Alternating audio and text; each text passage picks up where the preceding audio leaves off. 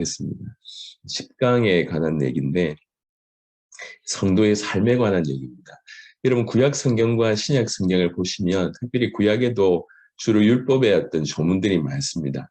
하지만 신약에도 보면 뭘 해야 된다, 하지 말아야 된다라고 하는 내용들이 상당히 많습니다. 그래서 이제 예수 믿고 나서 해야 될 것이 이렇게 많은가? 일일이 따져보면 그게 이제 조항이 적지 않습니다. 그런데 의외로 굉장히 그 모든 것들이 아주 간단하게 좀 정리될 수 있다고 이제 말씀드리고 싶습니다. 오늘 PPT 띄워주세요.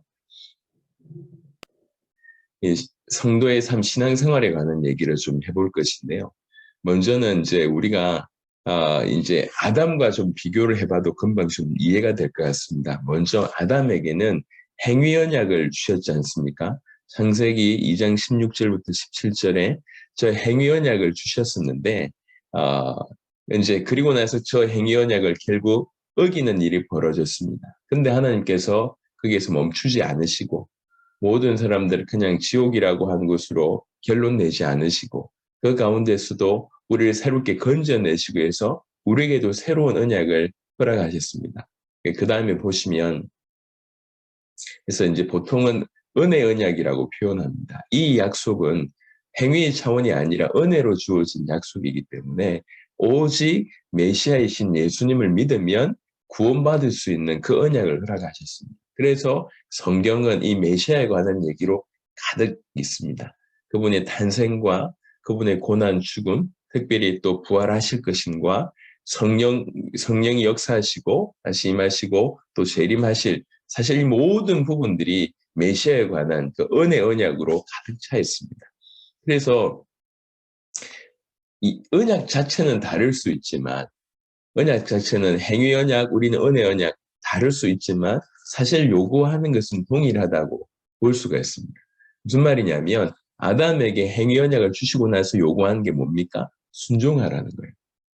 우리에게도 은혜 언약을 주셔서 믿은 자에게 은혜 언약을 믿은 자에게도 동일하게 요구하는 것이 순종입니다.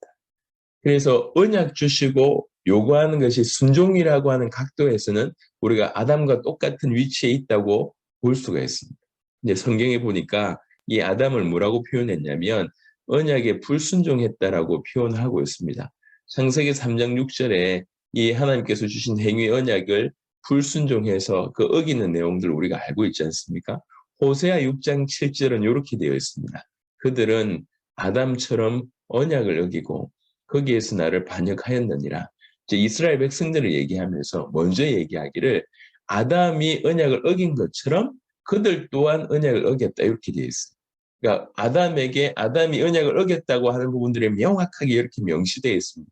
우리가 이 사실을 알고 있지만 성경이 이렇게 정확하게 이렇게 설명이 되어 있다는 것이죠.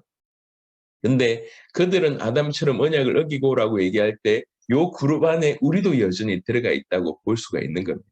그들은 아담처럼 언약을 어기고 거기에서 나를 반역하였느니라. 로마서 5장 19절에 한 사람이 순종하지 아니함으로 많은 사람이 죄인 된 것 같이 한 사람이 순종하심으로 많은 사람이 의인이 되리라. 아담처럼 언약을 어기고라고 하는 표현의 다른 표현은 뭐냐면 불순종했다는 거죠. 불순종했다는 거죠. 순종해야 될 것인데 순종을 요구하는데 불순종했다는 것입니다. 이게 아담에 대한 평가입니다. 하나님께서 지금 우리에게는 동일하게 뭘 요구하고 있냐면 아담에게 요구했던 것처럼 이게 순종을 원합니다. 진짜로 믿는 자에게는 요구하는 것이 하나밖에 없습니다. 이게 순종입니다. 그래서 신약 성경에 나와 있는 그 수많은 이걸 해야 됩니다. 저걸 하지 말아야 됩니다. 그 모든 것들을 그냥 한 단어로 표현하자면 너희가 은혜를 받았으니 은혜로 말미암아 구원받았으니 순종하라. 아주 심플합니다. 아주 명쾌합니다. 그래서 과연 이 말이 맞는가를 성경적으로 한번 찾아보시면요. 로마서 1장 5절에 그로 말미암아 우리가 은혜와 사도의 직분을 받아 지금 사도 바울이 얘기하고 있습니다. 우리가 은혜와 사도의 직분을 받아 그의 이름을 위하여 뭘 해야 되냐면 모든 이방인 중에서 믿어 순종하게 하나니 많은 이방인 중에서 모든 이방인 중에서 뭘 해야 되냐면 그들에게 복음을 전해서 그들로 하여금 믿게 하고 믿게 한 자들을 순종하게 하기 위해서 내가 은혜와 사도의 직분을 감당하고 있다. 그의 이름을 위하여 이렇게 하고 있다. 본인이 지금 하고 있던 그 모든 당신의 모든 사역을 그냥 한마디로 이렇게 표현한 거예요. 내가 지금 이방인의 사도로 이렇게 사역을 하고 있는데 뭘 하기를 원하냐? 그의 이름을 위하여 사역하기를 원한다. 특별히 모든 이방인 중에서 믿게 하고 또 순종하게 하기 위해서 나는 사도의 직분을 감당하고 있다. 이렇게 얘기합니다. 로마서 16장 26절에는 이제는 나타내신 바 되었으며 영원하신 하나님의 명을 따라 선지자들의 글로 말미암아 모든 민족이 믿어 순종하게 하시려고 알게 하신 바 그 신비의 계시를 따라 된 것이니 이 복음으로 너희를 능히 경고하게 하시려 이렇게 되어 있습니다. 이제 신비의 계시를 따라 된 것이 복음 아닙니까? 이 복음을 통해서 모든 민족이 믿어 순종하게 하시려고 요것 때문에 영원하신 하나님의 명을 따라 선지자들이 글로 말미암아 이렇게 이미 기록됐다는 얘기죠. 포커스가 뭡니까? 모든 민족이 믿어 순종하게 하시려고 이렇게 되어 있습니다. 베드로전서 1장 2절에는 곧 하나님 아버지의 미리 하심을 따라 성령의 거룩하게 하심으로 순종함과 예수 그리스도의 핏부림을 얻기 위하여 택하심을 받은 자들에게 편지하노니 이 택하심을 받은 자들에게 요구하는 게 뭐냐면 순종이라고 하는 것으로 이렇게 표현되어 있습니다. 그래서 하나님께서 이 아담에게 행위 언약을 주시고 순종을 요구했던 것처럼 지금 우리에게 은혜 언약을 주시고 이 은혜 언약을 믿게 하고 그 다음에 순종하기를 우리 주님이 원하십니다. 그래서 구원받은 자의 삶은 주신 그 은혜 언약에 순종하는 삶이다라고 아주 간단하게 정의할 수가 있습니다. 고린도후서 10장에 이렇게 되어 있습니다. 고린도후서 10장 6절에 너희의 복종이 온전하게 될 때에 모든 복종하지 않는 것을 벌하려고 준비하는 중에 있노라. 아직 왜 심판이 임하지 않습니까? 왜 빨리 우리 주님이 심판하지 않으십니까? 라고 물어본다고 얘기할 때 답이 이겁니다. 너희의 복종이 온전하게 될 때, 여기 너희는 누구를 얘기합니까? 믿는 자를 얘기합니다.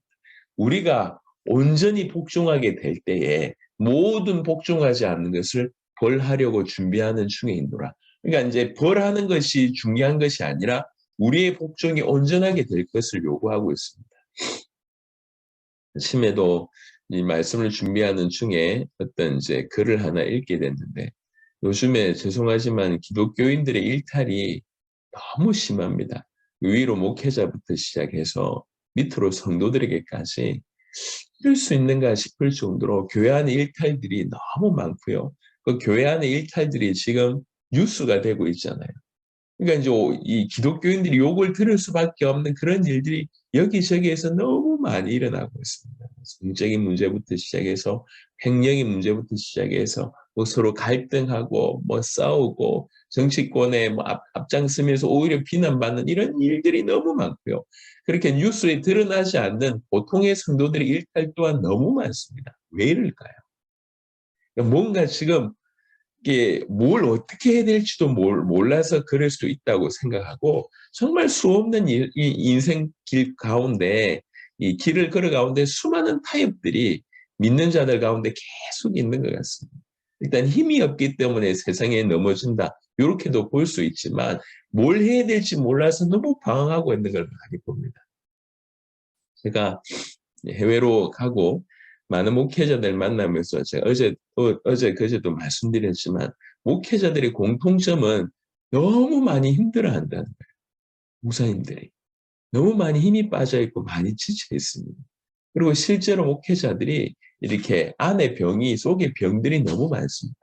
군대라고 얘기하면 명령이라도 할 수 있지. 이게 그렇지가 않잖아요. 우리나라에 자립하는 퍼센테이지가 교회가 1, 20%밖에 안 됩니다. 거의 자림에 힘이 듭니다. 목회자들이 경제가 굉장히 보장되지 않습니다. 많이 힘들어요. 목회자들은 방황하고 많이 힘든데 성도들은 또 방황합니다. 방황.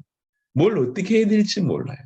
이런 일들이 지금 교회 안에서 버젓이 일어나고 있다는 거죠. 그러니까 어떻게 해야 될지 정확하게 알지 못하니까 끊임없이 방황하는 거죠. 성경은 하나를 얘기하고 있습니다. 진짜로 믿는다고 얘기하면은 순종할 것을 얘기하고 있습니다. 그래서 올바른 복음이 들려져서 올바른 복음을 믿고 올바른 복음을 믿은 대로 순종하면 사실은 끝입니다. 근데 복음이 희미하고 그 복음을 믿는 믿음이 희미한다고 얘기할 때 그 삶이 이제 뭘 어떻게 해야 될지 모르니까 자꾸 넘어질 수밖에 없는 것이죠. 우리가 지난 시간 동안에 복음에 대한 얘기를 드렸습니다. 그 복음을 믿는 것이 뭔지를 설명을 드렸습니다. 그리고 올바로 믿었다고 하면 이제 순종하는 것입니다. 이 순종이 온전하게 될 때를 우리 주님이 기다리고 있습니다. 그래서 예수를 진실로 그리스도로 믿고 그 다음에 올바로 살려고 할 때는 다른 게 아니라 그것에 순종하면 된다. 이렇게 말씀을 좀 드리고 싶습니다. 그러면 어떻게 순종해야 되는가? 이 질문을 할 수가 있지 않습니까? 이 부분을 좀 간단하게 제가 좀 설명을 좀 드려보면 하나님께서 이제 여러분들이 어떤 뭔가를 맡았다고 한번 생각을 해보세요. 제가 얼마 전에 보자기 하나를 본 적이 있습니다. 보자기. 그 보자기가 가치가 몇십억 되는 보자기라고 하더라고요. 만질 수 없을 정도로 큰 보자기였어요. 그 보자기를 그냥 들고 가면 깨지지 않습니까? 이게 절대로 깨지지 않도록 이렇게 큰 상자에 철저하게 담아놓고 손으로 못 들고 이제 지게차로 들도록 이렇게 만들어놨어요. 야, 몇십억짜리 도자기인데 제 눈앞에서 처음 보는데 아이고 대단했어요. 그걸 이제 제가 맡아가지고 만약에 저희 지금 여기 있는 곳에서 부산에 간다 칩시다. 그럼 부산에 모처에 어디를 갖다 줘야 돼. 너무 진귀한 명품이에요. 그럼 이걸 다 소중하게 붙들고 이제 가는 거죠. 갈 때 제가 초행길이다 보니까 목적지가 정해져 있으면 갈 때 세세하게 우리가 내비게이션 이렇게 켜가지고 이제 갈 거 아닙니까? 생각을 해보자고요. 우리 인생길이 이렇습니다. 너무 소중한 보물 그리스도를 맡았습니다. 우리 목적지는 어디입니까? 주님의 다시 오심이라고 하는 것이 우리의 목적지입니다. 근데 그 가는 길이 처음 가는 길이잖아요. 우리 인생이 다 처음이지 않습니까? 그 길을 우리 식대로, 우리 의지대로 갈 수가 없습니다. 세밀하게 인도를 받아서 가야 됩니다. 우리를 누가 인도하십니까? 인도하시죠. 우리 안에 계신 임마누엘 대신 우리와 함께 계신 성령이 우리를 인도하실 거 아닙니까? 우리가 가지고 있는 소중한 보화를 어디로 끌고 가야 될 줄 알고 그 모든 과정에서 성령 인도를 받아서 가면 이게 완벽합니다. 마찬가지로 우리에게 맡겨진 이 복음이라고 하는 소중한 보화, 요거 붙들고 주님 다시 오신다고 하는 그 방향을 향해서 매 순간 성령 인도를 받으면 이게 끝입니다. 우리가 어떻게 순종해야 되는가라고 얘기할 때 이게 끝이에요. 그래서 우리에게 주어진 이 소중한 보화, 복음이라고 하는 그리스도 자체, 이 예수가 그리스도라고 하는 이 복음에 순종하고 임마누엘 우리를 매 순간 이끄시는 성령께 순종하고 주님 다시 오신다고 하는 그 약속에게 순종하면 그 언약 붙들고 순종하면 이게 사실은 전부가 끝이라고 볼 수가 있습니다. 그 부분을 잠시 요 세 가지를 우리에게 주어진 보화의 성령 인도를 따라 주님 다시 오신다라고 하는 목적을 향해서 제가 세 부분으로 얘기했는데 요걸 조금씩 나누어서 순종을 좀 구체적으로 설명을 좀 드려보도록 하겠습니다. 예수를 그리스도로 믿고 그 진리에 순종한다는 말은 말을 달리 한다고 하면 순종한다는 얘기는 그 복음을 따라간다고 볼 수가 있잖아요. 우리 주님을 따라간다. 이게 이제 순종이라고 볼 수가 있다고 하면 마태복음 16장 24절, 마가복음 8장 34절에는 아주 중요한 힌트를 우리에게 줍니다. 어떻게 우리가 주님께 순종할까? 어떻게 복음에 순종할까? 하고 얘기할 때 딴 게 아니라 주님께 순종한다는 얘기는 주님을 따라간다는 얘기입니다. 마태복음 16장 24절에는 이에 예수께서 제자들에게 이르시되 누구든지 나를 따라오려거든 뭐 하면 되냐? 자기를 부인하고 자기 십자가를 지고 나를 따를 것이니라 이렇게 되어 있습니다. 그러니까 복음에 순종한다, 주님께 순종한다는 얘기는 다른 말로 주님을 따라간다는 얘기인데 그 말을 또 풀어낼 때는 이렇게 풀어냅니다. 자기를 부인하고 자기 십자가 지고 주님을 따른다. 이게 복음에 순종한다는 얘기예요. 가지고 있는 복음에 순종한다는 얘기입니다. 그러면 자기를 부인한다. 여기서부터 시작됩니다. 여러분 우리나라에 그래도 귀중한 분들이 아주 뛰어난 분들, 우리 선교사님들, 목사님들이 우리 성도들의 삶을 잘 이제 이렇게 이해하고 잘 인도받게 하기 위해서 많은 책들과 많은 글들을 이제 쓰십니다. 그 중에 내려놓음이라고 하는 이런 이렇게 책은 제가 볼 때 참 은혜가 돼요. 참 귀한 분입니다. 근데 지금 자기를 부인한다는 얘기는 내려놓는다 이 표현하고는 약간 다르다는 걸 제가 말씀드리고 싶습니다. 이 내려놓는다는 얘기는 이미 구원받은 자가 순종한다. 그 순종이 이렇게 내려놓는다. 이렇게 표현으로 이해할 수 있죠. 자기를 부인한다는 얘기는 그런 차원이 아닙니다. 여러분 우리가 구원받은 순간에 우리가 예수님을 믿는다고 얘기하지 않습니까? 예수님을 믿는다는 건 도대체 어떤 의미가 있을까요? 예수님을 믿는다는 얘기는 내가 그분에 대한 지식을 가지고 있다는 얘기가 아니에요. 예수님을 믿는다는 얘기는 그 예수님을 하나님의 아들 그리스도이신 그 예수님을 나의 주인으로 모신다는 얘기예요. 나의 주인으로. 이건 간단한 얘기가 아닙니다. 나의 주인으로 모신다는 얘기입니다. 나의 주인으로 모신다는 얘기는 뭐냐면 더 이상 내가 내 인생의 주인이 안 된다는 얘기입니다. 믿지 않는 불신자들의 어떤 인생은 딴 게 아니라 자기가 자기 인생의 주인 아닙니까? 그런데 더 이상 내가 내 인생의 주인이 아닙니다. 당신만이 내 인생의 주인입니다. 라고 내가 받아들이는 것이 예수 믿는 것입니다.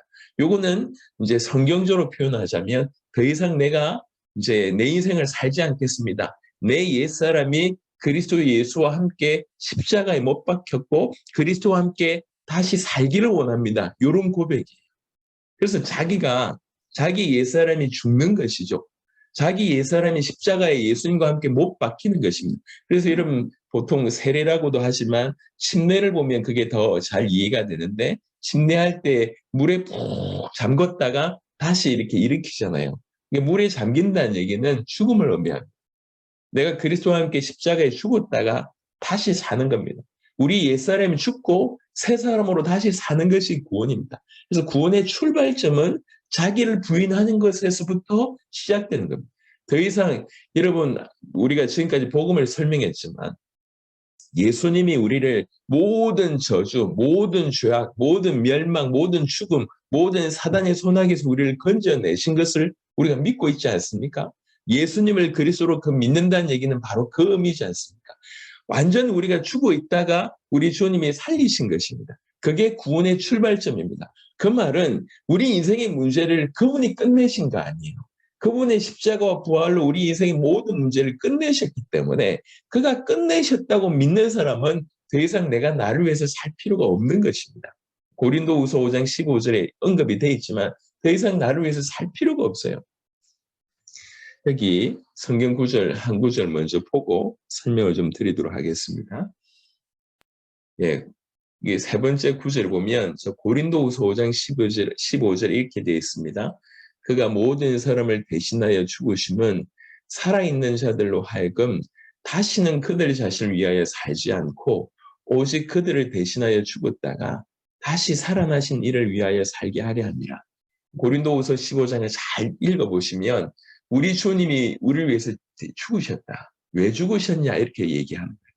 왜 그분이 우리를 위해서 대신 죽으셨냐. 이유는 이렇다는 거죠. 살아있는 자들로 하여금. 누굴 얘기합니까? 이 육신적으로 살아있다는 표현을 얘기하는 게 아니라 영적으로 살아있는 구원받은 자들을 얘기합니다. 살아있는 자들로 하여금 다시는 그들 자신을 위하여 살지 않고 오직 그들을 대신하여 죽었다가 다시 살아나신 이를 위하여 살게 하려 합니다. 우리 주님이 죽으신 이유는 우리가 더 이상 나를 위해서 살지 않게 하기 위해서, 나를 위해서 대신 죽으신 그 주님을 위해서 살게 하기 위해서 우리 주님이 대신 죽으셨다 이렇게 얘기합니다. 그래서 진실로 구원받은 자는 그가 내 모든 문제를 끝내셨다고 내가 믿기 때문에 내 모든 문제가 끝났다고 믿기 때문에 나를 위해서 살 필요가 없는 거예요.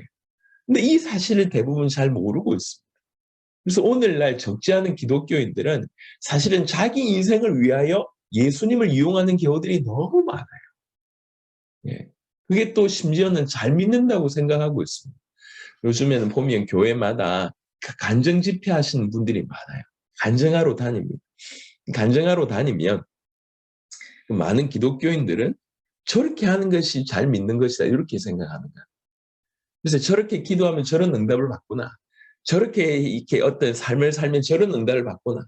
그래서 그 간증하러 다니는 사람들의 어떤 모습처럼 그렇게 열심히 구해서 그렇게 응답받으려고 얘기합니다. 여러분, 믿는 건 그게 아니에요. 우리 인생을 위해서 예수님을 이용하는 것이 신앙생활이 아닙니다. 신앙생활은 뭐냐면 그가 내 모든 문제를 끝내셨기 때문에 더 이상 내가 나를 위해서 살지 않고 오직 주를 위해서 사는 것이 신앙생활입니다. 그런데 이 내용을 모르기 때문에 수많은 기독교인들은 무조건 기도하고 무조건 뭔가 요구해서 뭔가를 끄집어내서 내 생활이 윤택해지거나 내 삶이 좀 나아지거나 이것이 신앙생활 잘하는 것이라고 생각하고 있습니다. 아닙니다. 신앙생활이 아닙니다. 신앙생활의 출발은 뭐냐면 자기를 부인하는 거예요. 내 모든 문제가 끝났다고 믿습니다. 아니 내가 여전히 병이 있는데요? 끝났습니다. 내가 여전히 가난한데요? 끝났습니다. 내가 여전히 어려운데요? 끝났습니다. 주님이 다 끝내셨습니다. 주님이 다 끝내셨다고 믿는 자는 더 이상 자기를 위해 살지 않고 주를 위해서 삽니다. 근데 주님이 다 끝내셨다고 이 사실을 믿지 않는 자는요, 일평생 자기를 위해서 삽니다. 죽을 때까지. 자기 문제를 위해서 예수를 이용합니다. 여러분, 사람들이 우상을 왜 섬길까요? 우상의 특징을 보시면 우상들이 전부 다 무섭게 생겼어요. 이상하게 생겼어요. 근데 그 왜 우상을 그렇게 섬기냔 말이에요. 우상 섬기는 이유는 하나입니다. 이렇게 열심히 섬기면 그 우상이 자기를 지켜주고 그 우상이 자기 문제 해결해 줄 것 같아서 우상을 섬깁니다. 그게 우상 숭배하는 사람들의 공통점입니다. 근데 이게요, 오늘날 교회 안에서 예수 믿는 어떤 사람들의 어떤 심리하고 비슷해요. 왜 예수 믿냐고 얘기하면 이렇게 믿으면 자기 가정 지켜주고 자기 기도 응답해주고 자기 문제 해결해주고 이럴 것 같아서 예수 믿는데요. 그 교회 밖이나 교회 안이라 믿는 게 똑같은 수준이죠. 심지어 교회 안에 거의 우상 숭배하는 것처럼 예수님을 믿고 있습니다. 여러분, 복음을 믿고 순종하는 것은 고린도후서 5장 15절의 얘기를 보면 나를 위해서 더 이상 살지 않는 삶을 사는 겁니다. 주를 위해서 사는 거예요. 자기를 위해서 살지 않는 그 사람만이 주를 위해서 살 수 있습니다. 그렇지 않으면 일평생 그냥 자기를 위해서 예수 이용하는 사람이 되는 것입니다. 교회 안에서 우상 숭배하는 인생을 산다는 것이죠. 이건 굉장히 중차대한 문제입니다. 그래서 이제 간증하러 돌아다니는 것도 중요하고 그 정도로 간증할 정도로 응답받는 것도 중요한데 여러분, 우리는 내 모든 문제를 그리스도께서 완벽하게 끝내셨다고 믿는 그런 삶을 살아야 됩니다. 그런 자는 더 이상 나를 위해서 살지 않게 됩니다. 여러분, 마태복음에 그 긴 내용에 사실 초반부터 예수님께서 하신 중요한 말씀이 있으면 여러분 잘 아는 말씀입니다. 너희는 무엇을 먹을까? 무엇을 입을까? 무엇을 마실까? 염려하지 마라. 너희 하나님께서, 하늘에 계신 너희 하나님께서 이 모든 것이 너희에게 있어야 할 줄을 아시느니라. 그러니 너희는 먼저 그의 나라와 그의 일을 구하라. 그리하면 이 모든 것을 너희에게 더하여 주시리라. 사실 사역 초반부터 이 얘기를 하셨습니다. 그런데 우리는 끊임없이 무엇을 먹을까, 무엇을 입을까, 무엇을 마실까를 위하여 예수님 이용하는, 예수님을 끌어당겨서 복음을 끌어당겨서 복음이고 무엇이고 예수님이 누구고 상관없어요. 무조건 내 응답을 위해서 내 인생의 유익을 위해서 그거 이용하는 인생이 되는 겁니다. 이건 기독교인이 아니에요. 양심이 없는 자들입니다. 네, 진짜로 복음은 그가 나를 위해서 죽었다고 믿는 거예요. 그가 내 인생의 모든 문제를 십자가 부활로 끝내신 그리스도라고 내가 믿는 것입니다. 내 인생에 예수님께서 십자가상에서 맨 마지막에 뭐라고 얘기했습니까? 내가 다 이루었다고 얘기했습니다. 다 이루었다고 내가 믿는 것이에요. 내 모든 문제가 끝났구나 하고 믿는 것입니다. 그러면 그때부터는 어떻게 내가 주를 위해서 살까? 이것만 고민하는 거예요. 그걸 고민하면서 인도를 받는 것입니다. 그게 예수가 그리스도라고 하니 복음을 믿고 순종하는 삶입니다. 예수님께 순종하는 삶이 그겁니다. 첫 번째가 자기를 부인하는 것. 내 모든 문제가 끝났구나. 그래서 PPT를 보면 그리스도와 함께 이미 십자가에 못 박혀 죽었기 때문에 더 이상 자기를 위해서 살지 않는 것이 자기를 부인하는 겁니다. 로마서 6장 6절에 우리가 알거니와 우리 옛사람이 예수와 함께 십자가에 못 박힌 것은 죄의 몸이 죽어 다시는 우리가 죄에게 종노릇 하지 아니하리 함이니 갈라디아 5장 24절에 그리스도 예수의 사람들은 육체와 함께 그 정욕과 탐심을 십자가에 못 박았느니라. 우리 옛사람이 끝났다는 거예요. 그러니까 다시는 자기를 위해서 살지 않고 주를 위해서 사는 것. 이게 자기를 부인하는 것입니다. 이게 복음에 순종하는 삶입니다. 자기를 부인하고 그 다음에는 자기 십자가를 진다고 얘기합니다. 여러분, 자기 십자가는 그냥 그냥 단순히 고난당한다는 의미가 아닙니다. 십자가는 항상 목적이 뚜렷합니다. 우리 주님이 십자가를 지신 이유는 단순히 고난당하기 위해서 십자가를 지신 게 아니에요. 우리 주님이 고난당한 이유는 우리를 살리기 위함입니다. 영혼 구원을 위함입니다. 전 세계를 살리기 위함입니다. 이게 들어가 있습니다. 여러분들도 어떤 이 목표를 잃어버린 고난을 그냥 십자가로 생각하면 큰일입니다. 이렇게 주변에 힘든 사람 내가 책임져야 된다. 아니면 내가 질병을 가지고 그냥 살아야 된다. 아니면 뭐 어려운 어떤 여러 가지 환경을 내가 책임져야 된다. 이게 십자가다. 보통 사람들은 그렇게 생각합니다. 아닙니다. 목표를 잃어버린 십자가는 더 이상 의미가 없습니다. 그냥 고난이 아니라 영혼 구원과 세계 복음을 위한 그런 의미로서의 고난. 그래서 이 십자가는 영광의 십자가. 근데 중요한 건 뭐라고 얘기했냐면 표현하기를 자기 십자가가 있대요. 각각에게 주어진 십자가가 있다는 얘기죠. 각각에게 영혼 구원과 세계 복음화의 어떤 영역이 있다는 것이고 그것 때문에 각각에게 고난이 있다는 것입니다. 그래서 우리는 우리의 십자가를 지되 우리 고난이 있을 수 있고 어려움이 있을 수 있고 힘듦이 있을 수 있습니다. 하지만 이걸 참아내는 것이 십자가가 아닙니다. 왜 이걸 주셨냐? 우리를 통해서 영혼 구원과 세계 복음화의 어떤 분깃이 있기 때문에 그걸 감당하게 하기 위해서 이런 고난을 허락하신 것입니다. 어떤 분들은 육체의 질병일 수 있지만 어떤 분들은 경제의 어려움일 수 있고 어떤 분들은 많은 사람들을 책임져야 될 그런 역할들이 있을 것입니다. 하지만 폐일은하고 자기 십자가가 있습니다. 자기 영역이 있다는 거죠. 우리를 통해서 영혼 구원에 우리를 통해서 세계복음의 한 분깃이 있습니다. 여러분 이스라엘 백성들이 가나안 땅을 점령하실 때를 우리가 성경을 통해서 읽어보면 알겠지만 이미 점령하기 전에 땅 분배부터 합니다. 점령이 다 아직 끝나지도 않았는데 땅 분배를 합니다. 지파별로 분배하고 지파 안에서는 가문별로 분배를 합니다. 그렇게 해서 동시에 가나안 땅을 점령하는 것입니다. 세계복음화도 마찬가지입니다. 여러분 뛰어난 교회와 뛰어난 목회자를 통해서 진행되는 세계복음화만 있는 게 아니에요. 세계복음화는 모든 사람이 일어나야 돼요.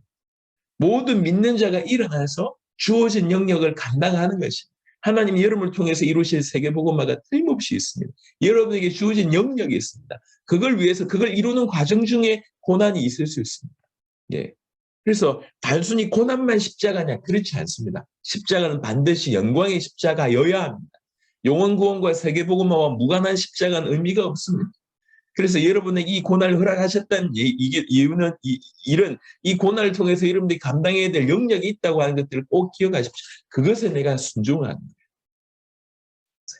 자기 십자가를 치고 자기를 부인할 뿐만 아니라 자기 십자가를 지고 그래놓고 뭐 하는 거냐? 주님을 따라가는 것입니다. 우리 주님의 발자취가 있지 않습니까? 그걸 따라가는 겁니다. 마태복음 4장 19절에 말씀하시되 나를 따라오라. 내가 너희를 사람 낚는 어부가 되게 하리라. 요한복음 8장 12절에 예수께서 또 말씀하여 이르시되 나는 세상의 빛이니 나를 따르는 자는 어둠에 다니지 아니하고 생명의 빛을 얻으리라. 우리 주님이 가신 그 발자취를 따라가는 것입니다. 우리가 우리에게 주어진 이 복음에 순종한다는 얘기는 그리스도 예수께 순종한다는 얘기입니다. 그리스도 예수께 순종한다는 얘기는 자기를 부인하고 자기의 십자가를 지고 예수 그리스도를 따르는 바로 그 삶을 산다는 얘기입니다. 우리는 처음 출발이 자기를 부인해야 됩니다. 내 모든 것을 그분이 끝내셨구나. 십자가와 부활이 부족하지 않구나. 완벽하게 끝내셨구나. 더 이상 내가 나를 위해서 살 필요가 없구나. 그분이 나의 주인이기 때문에, 내 인생의 주인이기 때문에, 그분이 내 인생에 들어오셔서 내 인생을 같이 살아주시고 대신 살아주시기 때문에 내가 그분을 의지하면 되는 거구나. 내 인생은 끝났구나. 라고 믿고 그분이 자기를 부인하고 그 자기에게 주어진 십자가를 지고 그분을 쫓아가는 것입니다. 이게 믿는 자의 삶에 있어서 복음에 순종하는 삶이라고 볼 수가 있습니다. 자, 두 번째는요. 그러니까 이제 제가 처음에 얘기했습니다. 너무 중요한 보물을 가지고 우리 목적지가 분명하고 그걸 위해서 간다고 얘기할 때 우리 초행길이지 않습니까? 인생길 우리가 다 이게 처음 걷는 거잖아요. 우리의 미래 누가 아냐면 어떻게 갈 수 있냐? 매 순간 세밀하게 우리를 인도하시는 임마누엘 하시는 우리 안에 계신 그 주의 성령의 인도하심을 받는 것이 제일 중요합니다. 그래서 임마누엘이라고 얘기하는 것은 하나님이 우리와 함께 하신다는 얘기죠. 실제로 삼위일체 하나님께서 우리에게 함께 하십니다. 무엇보다도 성령이 우리 안에 우리와 함께 계십니다. 그래서 임마누엘은 구체적으로 얘기하자면 주와 함께 살고 주를 위해서 살고 성령을 따라 행합니다. 이렇게 볼 수가 있습니다. 성경의 여러 구절들을 통해서 이 부분을 설명하고 있어요. 요한복음 14장 16절 17절 보니까 그 보혜사께서 영원토록 우리와 함께 우리 속에 계신다고 얘기합니다. 그 다음 구절 보시면 로마서 14장 8절에 우리가 살아도 주를 위해 살고 죽어도 주를 위하여 죽나니 그러므로 사나 죽으나 우리가 주의 것이로다. 성령께서 우리와 함께 우리 속에 계시기 때문에 우리는 당연히 주를 위해서 살고 죽어도 주를 위해서 죽나니 이런 삶을 살아야 돼요. 고린도전서 10장 31절에 그런즉 너희가 먹든지 마시든지 무엇을 하든지 다 하나님의 영광을 위하여 하라. 우리가 어떻게 주님을 위해서 복음에 순종하며 살 수 있습니까? 아주 구체적으로 되어 있습니다. 무엇을 하든지 하나님의 영광을 위하여. 갈라디아 5장 16절에 내가 이르노니 너희는 성령을 따라 행하라. 그리하면 육체의 욕심을 이루지 아니하리라. 끊임없이 성령께서 우리를 인도하십니다. 여러분, 요 얘기를 조금 한번 잠시 좀 드리고 이렇게 그 다음을 좀 진행했으면 좋겠는데요. 여러분, 성령 인도를 어떻게 받고 계십니까? 성령 인도라고 하는 것들이 참으로 신비한 부분이거든요. 실제로 성령이 우리 안에 계시면 그 성령이 우리를 인도하십니다. 근데 많은 사람들은 이 성령 인도의 부분에 관해서 굉장히 둔감합니다. 둔감한 것 중에 가장 왜 그럴까라고 얘기할 때 이런 겁니다. 여러분 이제 제가 목회자다 보니까 여러 목회자들 중에도 그런 분들이 계시겠지만 성도들이 상담을 합니다. 상담을 할 때 뭔가 이렇게 목회자에게 어떤 결정을 해주십사 이렇게 상담하는 경우들이 많아요. 예를 들면 뭐 이 일을 해야 됩니까? 저 일을 해야 됩니까? 이 사람하고 결혼해야 됩니까? 저 사람하고 결혼해야 됩니까? 이리 가야 됩니까? 저리 가야 됩니까?를 많이 질문을 합니다. 근데요. 그러면서 어떻게든 인도받고자 하는 것은 좋은 것 같아요. 하지만 제가 늘 그 생각을 하게 돼요. 진짜로 이렇게 집중하지 못하고 있구나 이런 생각을 많이 하게 돼요. 니카라과에 갔을 때 방송국에 이제 가게 됐어요. 뭐 한 10분이면 된다고 해서 들어갔는데 생방송으로 들어갔는데 1시간 동안 생방송하는 것이었고요. 한 3가지 질문만 하면 그 질문에 대답만 하면 된다고 해서 3가지 질문을 받았고 그것에 대해서 생각하고 들어갔는데 실제 사회자가 10가지 이상을 질문을 했어요. 그러니까 카메라 꽤 방송국이 컸어요. 카메라가 대여섯 대 들어오고 갑자기 뜻하지 않는 질문들을 쏟아내는 겁니다. 이제. 근데 이 사회하시는 이 분이 알고 보니까 그 방송국의 사장이었어요. 사장이면서 프로그램 몇 개를 이제 이렇게 하시는 분이시죠. 그래서 이분이 이제 저한테 질문을 하고 제가 이제 답을 하고 하면서 1시간을 넘겼는데 1시간 넘기고 나서 다음 프로그램 될 때까지 짧게 한 5분 정도 시간이 있을 때 이분이 목사님이시더라고요. 이분이 얘기를 하기를 저하고 좀 더 깊은 얘기를 하고 싶으니까 좀 기다려줄 수가 없겠네요. 다음 프로그램이 한 2시간 후에 마친대요. 알겠다고 이제 기다렸습니다. 2시간 후에 이분이 오셨어요. 알고 보니까 니카라과에 이제 그 국회의원 중에 한 분이세요. 그러니까 이제 목회자이면서 국회의원이면서 큰 방송국을 가지고 있는 분이세요. 근데 니카라과가 굉장히 보수적입니다. 그래서 뭐라고 얘기하냐면 이렇게 많은 목사님들과 성도들이 왜 목사가 정치하냐는 거죠. 둘 중에 하나 하라는 거죠. 목회를 하든지 정치를 하든지 둘 중에 하나에 이런 너무 압박이 많이 들어와요. 실제 본인 밑에 목회자만 500명이 있대요. 그 뭐 본인 총회장이라는 얘기인지 아니면 교회가 커서 그 밑에 부목사가 500명이라는 얘기인지 잘 모르겠습니다. 근데 이제 그 질문을 저한테 하더라고요. 제가 목회를 해야 되겠습니까? 정치를 해야 되겠습니까? 1시간 동안 질문하고 제가 대답하는 중에 세계복음화에 대한 얘기를 하고 하다 보니까 본인이 좀 물어봐도 되겠다라고 하는 생각이 들어서 저한테 물어본 거예요. 그래서 제가 그 질문에 이런 얘기를 했습니다. 제가 내일 이제 니카라과에서 한국에 갑니다. 그러면 제가 한국에 가려면 이 방송국에 나가서 일단 공항을 찾아가야 될 거 아닙니까? 그러면 나가서 오른쪽으로 가야 됩니까? 왼쪽으로 가야 됩니까? 뭐 예를 들면 오른쪽으로 갔다. 조금 가다가 사거리가 나왔습니다. 오른쪽 가야 됩니까? 왼쪽 가야 됩니까? 직진 가야 됩니까?